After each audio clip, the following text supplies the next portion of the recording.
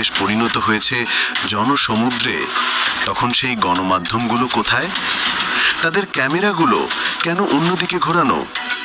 এই ইচ্ছাকৃত নীরবতা কি নিছকই সম্পাদনার নীতি, নাকি এক পরিকল্পিত ব্ল্যাকআউট? পর্যবেক্ষক মহল মনে করছে এই নীরবতার পেছনে রয়েছে এক পুরনো খেলার নতুন চাল।